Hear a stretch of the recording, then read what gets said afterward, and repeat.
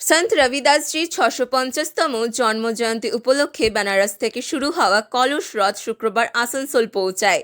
বিজেপির আসানসোল জেলা কমিটির উদ্যোগে জুগলি মোড়, সাগরপুরী মন্দির ও পাঞ্জাবি মোড়ে রথকে সংবর্ধনা জানানো হয়।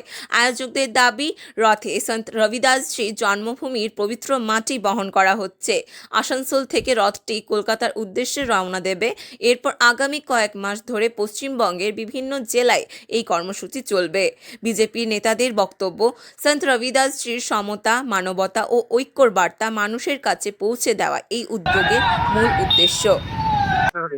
আমাদের সন্ত রবিদাসজি 650তম জন্মজয়ন্তী উপলক্ষে আমাদের এক কলস রথ আজকে ওনার যে জন্মভূমি বেনারস থেকে বেরিয়ে আজকে আমাদের এই জেলায় পদার্পণ করেছে।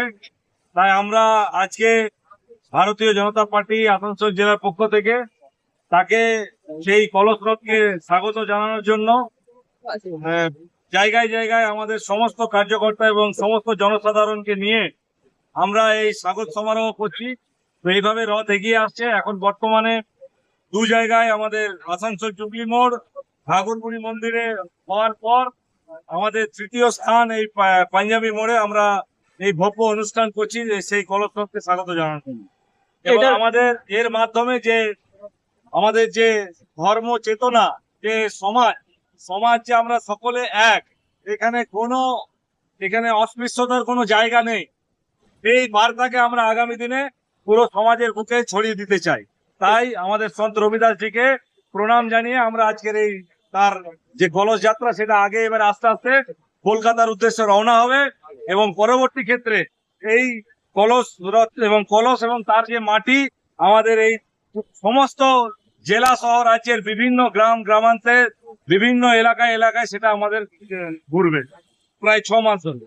সন্ত রবিদাসজির ৬৫তম জন্মজয়ন্তী গোটা দেশ জুড়ে শ্রদ্ধা এবং সম্মানের সঙ্গে ভারতীয় জনতা পার্টি পালন করছে।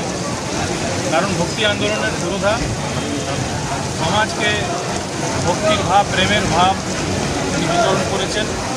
সেই আদর্শকে গ্রাম থেকে গ্রামান্তরে পৌঁছে দেওয়ার জন্যে ওনার জন্মস্থান থেকে মাটি নিয়ে কলস এসেছে। সেই কলস জেলায়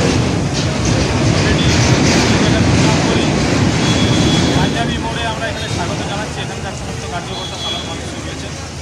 এখান থেকে বিভিন্ন জায়গায় কাজ করতে করতে কলকাতা পৌঁছবে। কলকাতা থেকে আবার সেই রথের যে মাটি আছে, ওনার জন্মভূমির মাটি, সেই মাটি সমস্ত গ্রামে পৌঁছবে। আছে ওনার একটু কলস যাত্রা শুরু করেছে, বেনারস থেকে আসছে, সেটা আমাদের কলকাতায় যাবে। বেনারসে ওনার যে বাড়ি আছে ওখান থেকে শুরু হয়েছে, কলকাতায় ওনার একটা মন্দির আছে, ওখান পর্যন্ত এটা রথযাত্রা যাচ্ছে। কলস যাত্রা যে আছে কলস যাত্রা যাচ্ছে। কি উদ্দেশ্য এটাই আছে যে সনাতনীকে যত কম সমাজ যত লোক আছে সব এক আছে, সবার হিন্দু সনাতনী লোক আছে, কেউ জাত পাত জাতি পন্থ উঁচু নিচ কিছু নয়, সব আমরা আমাদের এক আছি, এটাই মেসেজ দেওয়ার একটা প্রোগ্রাম আছে। কতদিন ধরে এটা বেনারস থেকে বেরিয়েছে 2027 পর্যন্ত এই কলস যাত্রা ঘুরবে।